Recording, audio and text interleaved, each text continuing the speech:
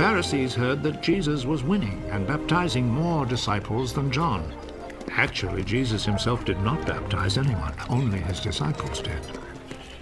So when Jesus heard what was being said, he left Judea and went back to Galilee. On his way there, he had to go through Samaria. In Samaria, he came to a town named Sychar, which was not far from the field that Jacob had given to his son Joseph. Jacob's well was there, and Jesus, tired out by the trip, sat down by the well. It was about noon.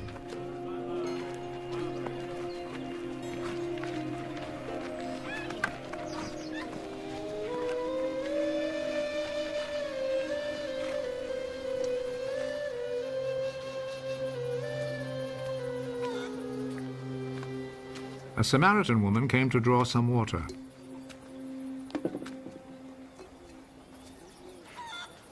Give me a drink of water. His disciples had gone into town to buy food. You're a Jew and I'm a Samaritan. So how can you ask me for a drink? Jews will not use the same cups and bowls that Samaritans use. If you only knew what God gives, and who it is that is asking you for a drink, you would ask him. And he would give you a life-giving water. Sir, you don't have a bucket and the well is deep. Where would you get that life-giving water? It was our ancestor Jacob who gave us this well. He and his children and his flocks all drank from it. You don't claim to be greater than Jacob, do you?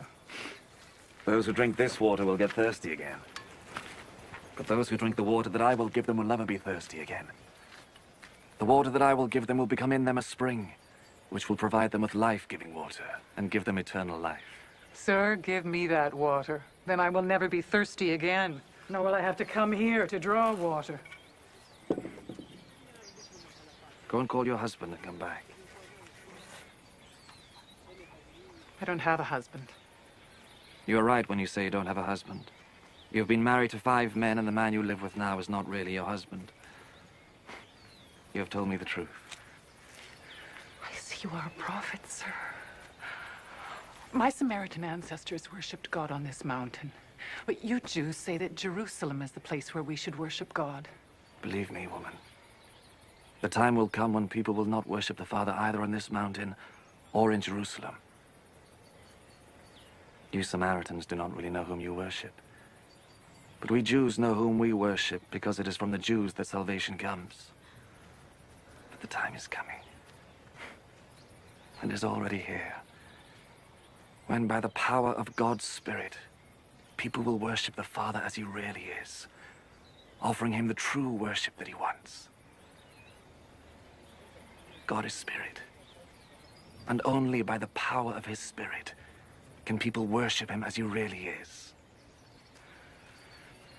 I know that the Messiah will come. And when he comes, he will tell us everything. I am he. I who am talking with you. At that moment, Jesus' disciples returned, and they were greatly surprised to find him talking with a woman. But none of them said to her, "What do you want?" or asked him, "Why are you talking with her?" Then the woman left her water jar and went back to the town.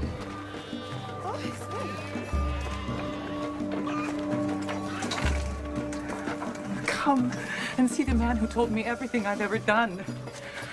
Could he be the Messiah? So they left the town and went to Jesus. In the meantime, the disciples were begging Jesus, "Teacher, have something to eat." But he answered, I have food to eat that you know nothing about. So the disciples started asking among themselves, could somebody have brought him food? My food is to obey the will of the one who sent me, and to finish the work he gave me to do. You have a saying, 4 more months and then the harvest. But I tell you, take a good look at the fields. The crops are now ripe and ready to be harvested. The one who reaps the harvest is being paid and gathers the crops for eternal life. So the one who plants and the one who reaps will be glad together. For the saying is true. Someone plants, someone else reaps. I have sent you to reap the harvest in a field where you did not work. Others work there, and you profit from their work. Many of the Samaritans in that town believed in Jesus because the woman had said, "He told me everything I have ever done." So when the Samaritans came to him, they begged him to stay with them, and Jesus stayed there 2 days. Many more believed because of his message, and they told the woman, "We believe now, not because of what you said, but because we ourselves have heard him, and we know that he really is the Savior of the world." After spending 2 days there, Jesus left and went to Galilee, for he himself had said, "Prophets are not respected in their own country."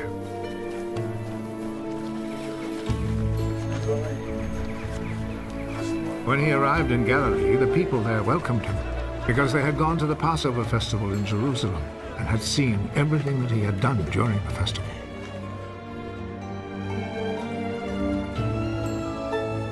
Then Jesus went back to Cana in Galilee, where he had turned the water into wine.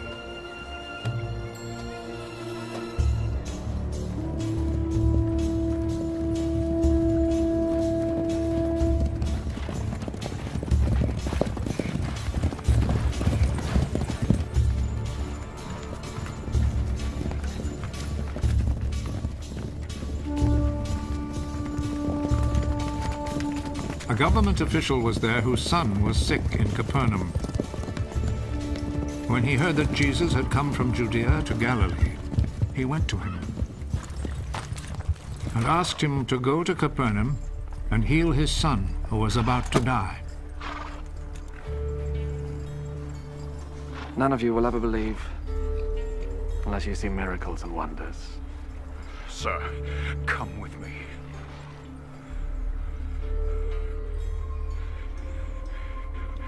Before my child dies. Go. Your son will live. The man believed Jesus' words and went.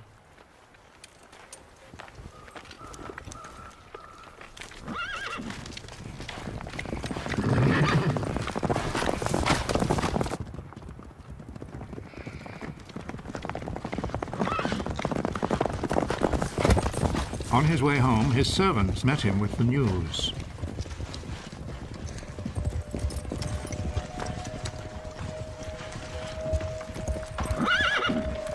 Your boy, he's going to live.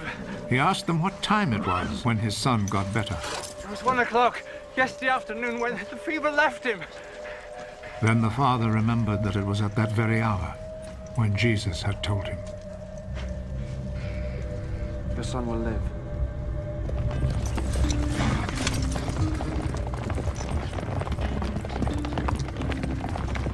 So he and all his family believed. This was the second miracle that Jesus performed after coming from Judea to Galilee.